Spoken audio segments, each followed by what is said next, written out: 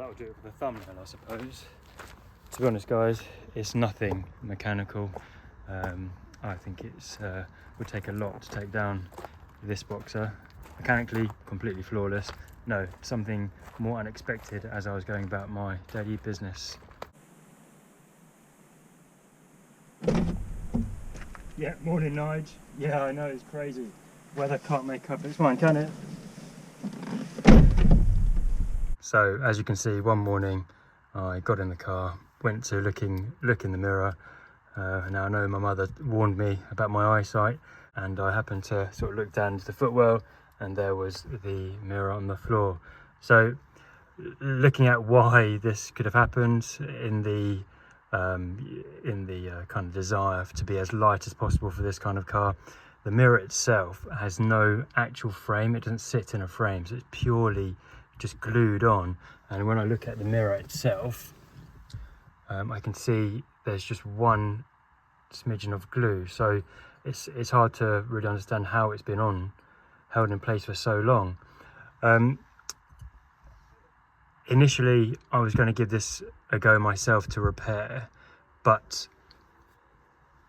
when I apply the mirror I can start to see there are black bits where the actual mirror, the silvering of the mirror, has actually come away. Now my fear is if I try, and you can see bits falling off, my fear is if I try and glue this on, I could make it worse. So I think my first port of call is going to be going back to Toyota and saying, arguing that this is not a wear and tear item and that it's actually failed. The one thing I have on my side is, because the car is serviced by Toyota every year, I gain an extra year's warranty. So I'm going to have a look at the sort of terms and conditions, but equally argue a kind of goodwill, because as I say, I'm fearful that I will make it worse. And secondly, it just looks a bit pants when you've got smudges on a rear view mirror like that. So it just looks a bit basic. I don't want to be too fussy, but I may temporarily put it in place, or try and try and replace just this front bit rather than trying to detach it from the windscreen. I'm sure and hopeful that we can it's an easy fix. Who's a good looking boy? There you go guys. For the first time in 5 years I feel let down by the Toyota, and more so their build quality. I'm actually surprised, one, to see the mirror falling off, and secondly that just only appears to be one smidgen of glue that was holding this in place. Now I appreciate the lengths they've gone to try and make lightness a thing in this car, but equally you wouldn't expect this to kind of fail in the way it's done.